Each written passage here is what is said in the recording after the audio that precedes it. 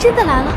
汽车被吹到天上去了，不坚固的房顶被掀开，出行的路人不是被风吹走，就是被从天而降的东西压倒。人们这才猛然意识到末世要来了。手机里的新闻不断跳出台风即将登陆的消息，同事曾小健笑着说 ：“M 市好多人开始囤物资了，超市都被抢空了。”他点开了手机里的视频，超市人满为患。我放下手里的文件，冷漠地回了一句：“你们没经历过，自然笑得出来。谁不知道你是逃难来的，一天天的担心这个担心那个。台风真有那么可怕？那你现在还不是活得好好的吗？”闻言，我冷眼瞪他：“我活着，可是有的人不在了。”说完，办公室里一阵静默。毕竟那场台风里受伤的不是他们的亲人。柳如烟出声解围：“这次的台风比上次还厉害，救援队都集结出发了，肯定会没事的。不过我们跟 M 市临近，要不要也囤点东西？又不是在中心，顶多就风大点，至于大惊小怪吗？”他白了我一眼，自顾自地继续开始嘲讽那些囤货的居民。几人还在三言两语的讨论，我已经打开了手机外卖服务，点了一大堆东西派送到家，速冻水饺、包子、汤圆，还有些油炸即食的食物，反正冰箱够大。再买了几箱泡面、罐头、八宝粥。想起 M 市之前断水断电半个月，现在仍然心有余悸。这次我要做好万无一失的准备。我承认自己确实因为对台风有应激反应。2年前，我亲身经历那场15级台风毫无预兆登陆。起初只是下了点雨，天空逐渐密布的乌云没有引起别人注意。到了下午，开始狂风大作，雨点一下又一下砸着窗户，海水冲进了沿海住户的家里。接着停水、停电，手机失去信号。这时一切都还没有那么紧张，直到狂风暴雨越下越大，汽车被吹到天上去了，不坚固的房顶被掀开，出行的路人不是被风吹走，就是被从天而降的东西压倒。而我被压在废墟下1个星期，那段日子我只能靠喝泥水，吃一些随水飘来的垃圾，直到等来救援。从痛苦的回忆中清醒后，我揉了揉发痛的太阳穴，扫了一眼窗外，晴空万里，炙热的太阳还悬挂在高空，一点微风轻扫着树叶，平静又祥和。这可不是什么好兆头，作为台风登陆的边缘，一点动静也没有。下一秒，手机内收到了防汛办发来的信息，此次台风已经升级为超强台风，预计明日登陆。防范措施：关好门窗，减少外出，储备干粮、药物，将大件杂物挪进室内，勿靠近危墙、大树、电线杆等。遇危险情况，请及时求助。距离台风登陆还有8个小时。天空中开始出现成片的卷云，逐渐增厚，变成黑压压的一片，笼罩在城市上空。唯独那抹格格不入的光芒悬在天边，我眼皮跳了跳，这晚霞跟我2年前见到的一样。要下雨了。邻桌柳如烟拍了拍我的肩膀：“梅梅啦，你带伞没有？”我心里慌得紧，摇了摇头，瞥了一眼手机：“等会我男朋友来接我。如烟，谢谢你担心我。”这样呀，那就好。我微笑地点了点头。当初正是男友救我出来，我们感情一直很好。听闻这次台风来袭，他也早早做了准备。手机传来一段视频：“梅梅，我批发了10箱饮用水和干粮，还有一些供电设备，一会回来吃火锅，还准备了你爱看的动漫。”我心里顿时安稳了许多。走之前，我提醒柳如烟回去多买点东西，总之有备无患。梅梅，快上车，别淋雨。我从毛不凡的呼喊中缓过神来。上了车，我便开始思索，好在我平常也很宅，经常买一大堆东西放在家里。邻居们也只是调侃我：“你又买这么多东西啊？家里放得下吗？现在的女孩像什么样子，一点儿也不会顾家。”我只是笑笑。回到家里，桌上是男友毛不凡早就准备好的火锅大餐，我顿时两眼放光，两人开始享受眼前的美食。此刻距离台风登陆还有4小时，电视上的新闻还在播报，漂亮的女主持站在海边，正在报告实时情况。台风现在正在往沿海城市靠近，请大家多注意防范。狂风大作，突然下起了暴雨，女主持身形不稳，摔出了画面。最后一句话是：“台风来了。”毛不凡叹了口气：“天灾不由人，希望这次也能平安度过。”闻言，我点点头。客厅的门被我用柜子堵住，窗户上用胶带贴了个大大的米字，再用毛巾塞住边缘的缝隙。做好万全准备，我才松了口气。这次台风来势汹汹，虽然处于 M 市边缘，但是难免也会有所波及。毛不凡让我别太紧张，拉着我坐到沙发上看了会动漫放松心情。到了晚上，淅淅沥沥的小雨伴着微风，没多久就开始下起了暴雨。我半夜是被吵醒的，狂风夹着雨水一阵一阵拍打着窗户，啪嗒一声，床前的夜灯突然暗下，所有电器熄了火，停电了。这比我想象的还要快。毛不凡打开储备台灯，卧室瞬间被照亮。物业群里跳出消息1楼淹水了，从院子快淹到家里了，物业快点来看看。停电了？你们停电了吗？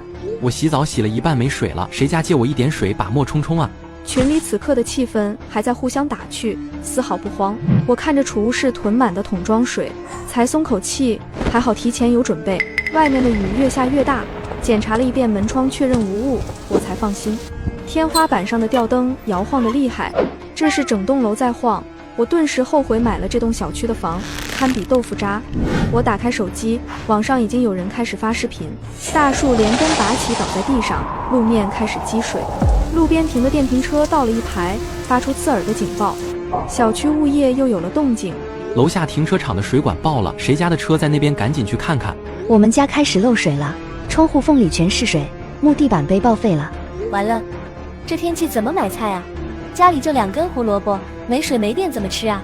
手机页面跳出信息，台风直角转向3次，最终方向在欧市登陆。我的位置就在欧市，果然还是逃不掉。与此同时，所有人应该都收到了信息，受强降雨影响，风险升级为红色预警，上述地区注意收听当地预警信息，注意防范。受强台风影响，沿海风力14级，陆地13级，请大家注意防范。我知道这才只是开始。砰！屋外传来剧烈的声响，有什么东西碎了，厕所玻璃碎了。还好我提前把家里所有的玻璃贴了胶带，这样能防止碎片飞出去。我钉了块板子封住窗户，怕不结实，又封了一层胶带加固。即便是这样，那些钉子也是摇摇欲坠。等到天蒙蒙亮，这一夜才勉强算过去。物业抢修了一晚，电力恢复，但好的结果也只是堵住了停车场的水管。我打开冰箱，拿出一包速冻水饺，还好昨天买了家用蓄电池，能供我得冰箱，不然这种天气再多的食材也要坏了。煮了8分钟，刚好是我喜欢的不硬不烂。手机微微震动，点开一看，是之前经常嘀咕我的对面邻居。请问你们家还有吃的吗？我们家2个小孩昨晚停电到现在都没东西吃。你等一下，我又下了一盘饺子，装在保温桶里，连带着一瓶饮用水放在门口。过了一会，对面邻居发来一个红包，说了句谢谢，我没有收下，毕竟在台风没有度过之前，我没有那么善良，能一直接济别人。物业群里纷纷叫苦，出不了门还一直在淹水。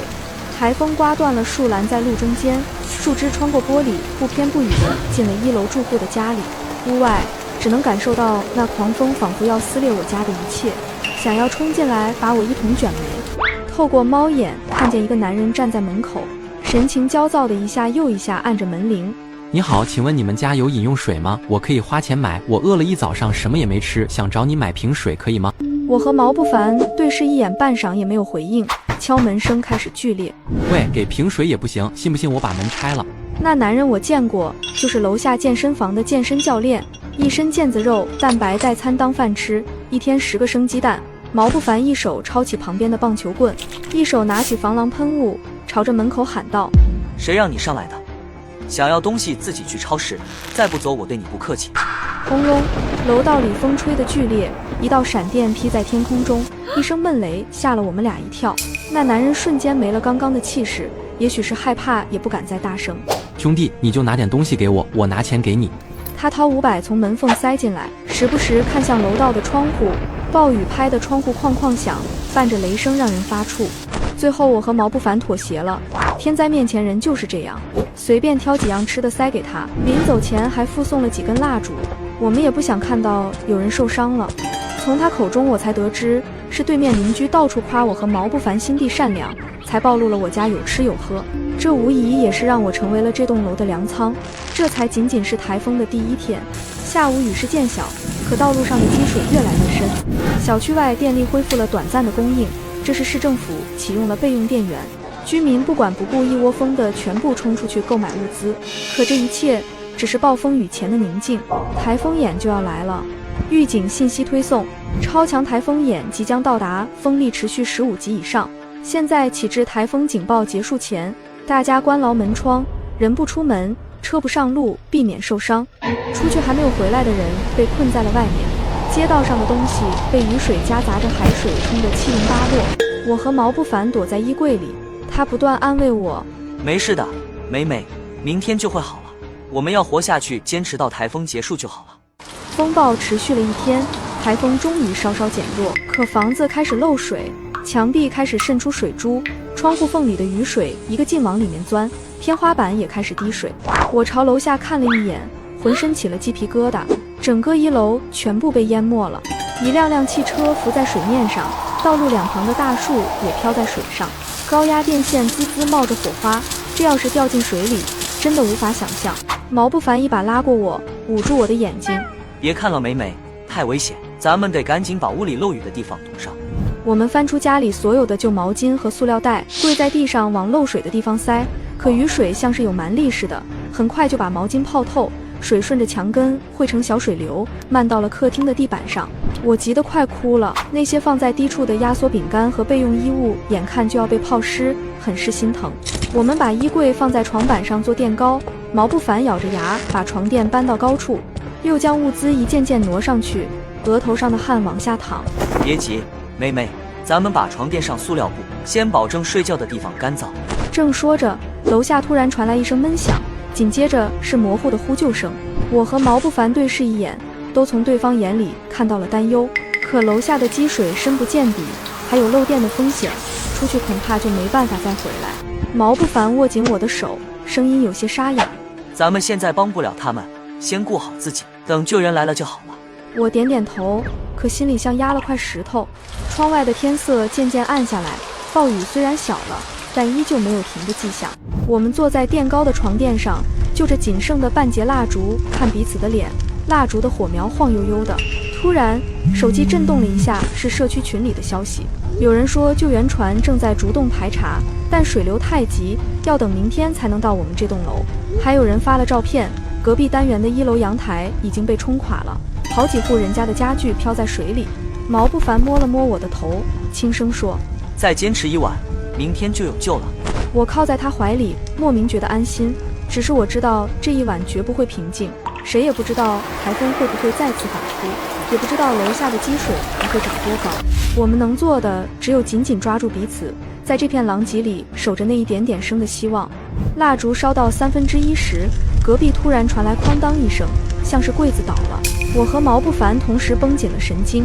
毛不凡蹑手蹑脚走到窗边，只能隐约看到隔壁阳台有个模糊的身影在挥手。是烟如柳，他家好像进水更严重了。毛不凡压低声音说：烟如柳是住在隔壁的独居女人，平时总给我们送自己种的小番茄。谁能帮我一把啊？好饿，水漫到床脚了。毛不凡皱着眉，转身翻出2包压缩饼干和1瓶矿泉水，又找了根长长的网兜。咱们从窗户递过去。他把物资放在网兜上，慢慢伸到隔壁阳台。烟如柳踉跄着抓住杆子，手都在抖。谢谢你们啊，要不是你们……你别多说了，赶紧找高处躲着，救援明天就到了。我对着窗外喊，风裹着雨丝打在脸上，冰凉刺骨。烟如柳点点头，颤巍巍地把物资抱在怀里，又退回了屋里。后半夜，蜡烛灭了，屋里陷入一片漆黑。我和毛不凡蜷缩在床垫上，听着窗外的风雨声和远处偶尔传来的呼救声，却不再像之前那样恐惧。不知过了多久，朦胧中我好像听到了马达声，越来越近。毛不凡猛地坐起来：梅梅，你听，是救援船的声音。我瞬间清醒，摸出手机，打开手电筒，光柱在黑暗中晃出一道亮痕。毛不凡冲到窗边，用力敲了敲玻璃，朝着楼下大喊：我们在这儿18楼。可风雨声盖过了他的声音，救援船的马达声似乎又远了些。快找东西换！我扯了件旧 T 恤系在晾衣杆上，毛不凡举着杆子伸出窗外，布料在风雨中格外显眼。没过多久，一道探照灯的光柱扫了过来，稳稳打在我们的窗户上。18楼的居民注意，我们是应急救援队，现在积水仍有漏电风险，千万别开门，从阳台等待转移。毛不凡立刻给燕如柳打电话，可电话响了好几声都没人接，我们的心又提了起来。终于听到电话传来回应，燕如柳的声音带着哭腔：“我腿软站不起来，手机也快没电了。”毛不凡刚想翻窗户，楼下突然传来教练的喊声：“我来帮他，我在17楼阳台，能爬过去。”我们往下一看，教练正踩着阳台的护栏，小心翼翼地往17楼爬，肌肉线条在微光下格外明显。之前的对峙早已烟消云散，此刻他眼里只有救人的急切。没过多久，教练扶着燕如柳出现在隔壁阳台，救援船也缓缓靠到楼边，放下了横梯。教练一步步把他送到梯上，接着是我和毛不凡，他把仅剩的物资绑在背上，叮嘱道：“踩稳了，别害怕。”突然，一阵强风呼啸，一块铁皮不偏不倚地飞向了我和毛不凡，